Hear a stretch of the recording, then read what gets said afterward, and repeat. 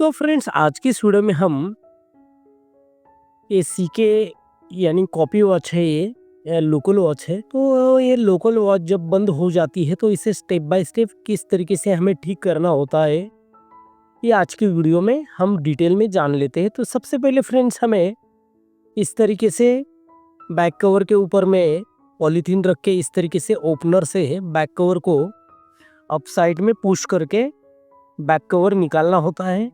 Back cover निकालने के बाद में फ्रेंड्स हमें सबसे पहले घड़ी में उसकी बंद होने के कारण बैटरी ही सबसे पहले चेक करनी होती है कि बैटरी हमारी घड़ी की ख़त्म हो गई है या अच्छी है। और सबसे पहले वो चीज़ हमें चेक करनी होती है। तो बैटरी हमें चेक करने के लिए सबसे पहले इसके मशीन के साइड वाली प्लास्टिक की जो रिंग है इसे इस तरीके से हमें अप साइड में ऊपर उठाना है। ये देखिए ये साइड से इसे हम निकालते हैं।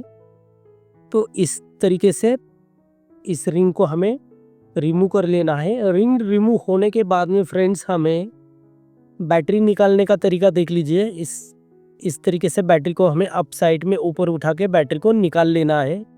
बैटरी निकालने के बाद में फ्रेंड्स हमें बैटरी में पावर चेक करनी होती है कि बैटरी डिस्चार्ज तो नहीं हुई है। तो ये बैटरी चेक करने का मीटर है फ्रेंड्स। इस मीटर से हम चेक करते हैं। ये देखिए बैटरी फ्रेंड्स फुल्ली चार्ज है यानी बैटरी डिस्चार्ज नहीं है, बैटरी में पावर फुल है। उसके बाद में फ्रेंड्स हमें बैटरी चेक करने के बाद में बैटरी जिस पॉइंट पे कनेक्ट होती है उस पॉइंट को हमें क्लीन करना होता है। अब देख लीजिए इस ईयरबड की हेल्प से हम आईपीए या पेट्रोल के इस्तेमाल से इस पॉइंट को क्लीन करते हैं। जिस जगह हमारी बैटरी कनेक्ट होती है उस एरिया को, उस पॉइंट को दोनों हमें इस तरीके से क्लीन कर लेना है। अक्सर बहुत बार यहाँ कार्बन आने की वजह से बैटरी कनेक्ट नहीं होती है। उसी कारण भी बैटरी कनेक्ट ना होने के कारण, कार्बन आने के कारण भी वॉच हमारी स्टार्ट नहीं होती है, वॉच प्रॉपरली वर्क नहीं करती है। तो इस दो पॉइंट को हमें क्लीन कर लेना है और ड्राई होने के बाद में हमें बैटरी एक बार कनेक्ट करके देखना है। इसके बाद में भी अगर फ्रेंड्स बैटरी लगाने के बाद में भी अगर वॉच हमारी स्टार्ट नहीं हो रही है तो इसे देखिए फ्रेंड्स, इसे किस तरीके से हम स्टार्ट करेंगे। तो इसे स्टार्ट करने के लिए फ्रेंड्स हमें इस वॉच की मशीन यानी मूवमेंट चेंज करना होता है। तो मूवमेंट चेंज करने के लिए इस तरीके से हमें इसकी चाबी को रिमूव करना होता है, निकालना होता है। उसके बाद में चाबी निकालने के बाद में इस मशीन को देखिए इस तरीके से हमें बाहर की तरफ खींचना है। इस तरीके से धीरे धीरे से बाहर की तरफ खींचना है और खींचने के बाद में देखिए इस तरीके से खींचने के बाद में इसका आगे के जो तीनों नीडल्स लगे हुए हैं, हावर्स, मिनट्स और सेकंड्स के तीनों नीडल्स निकल जाएंगे फ्रेंड्स। तो देखिए तीनों नीडल्स इसके निकल चुके हैं और मशीन हमारा बाहर निकल चुका है। उसके बाद में फ्रेंड्स इस मशीन में से बैटरी हमें इसकी निकाल लेनी है और हमें सेम मशीन न्यू वाला इसमें फिटिंग करना होता है। तो मशीन की जगह पे फिटिंग होता है, देख लीजिए इस प्लेट में दो पॉइंट होते हैं ये वाले। तो ये दो पॉइंट में मशीन हमारा फिटिंग होता है। तो अब हम इसमें नया मशीन ले लेते हैं फिटिंग करने के लिए। तो ये मैंने नया मशीन लिया है। तो इस नए मशीन को इस घड़ी में हमें किस तरीके से फिटिंग करना है देख लेते हैं। इस तरीके से हम मशीन को निकाल लेते हैं।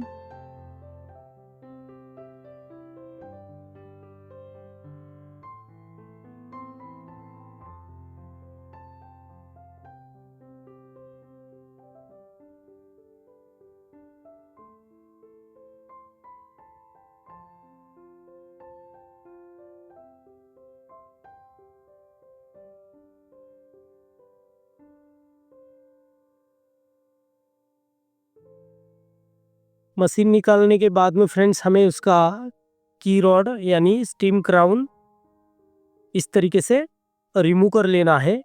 रिमूव करने के बाद में फ्रेंड्स हमें मशीन देखिए इस 2 पॉइंट में हमें फिटिंग करना होता है। इस प्लेट में जो 2 पॉइंट है ये इस पॉइंट को और ये 3 की डायरेक्शन हमें देखना है। 3 जिस डायरेक्शन में है उस डायरेक्शन में हमारी चाबी की होल आनी चाहिए।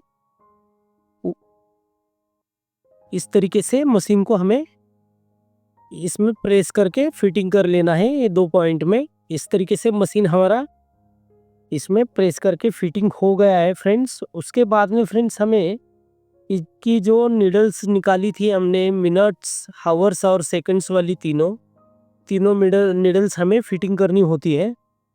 तो नीडल्स किस तरीके से फिटिंग करनी है देख लीजिए फ्रेंड्स।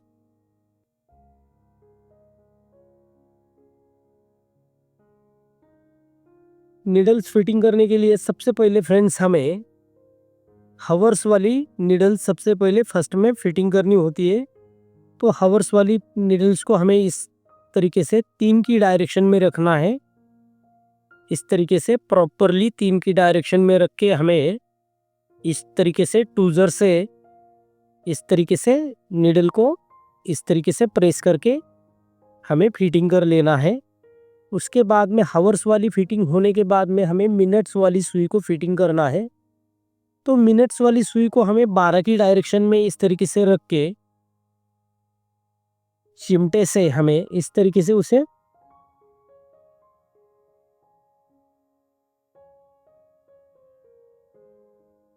प्रेस करना है और फिटिंग कर लेना है।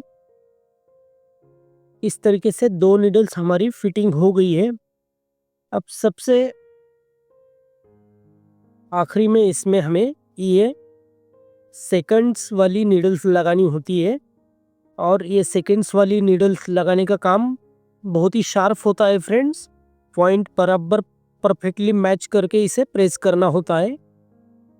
तो इस तरीके से हमने तीनों नीडल्स इसमें फिटिंग की है।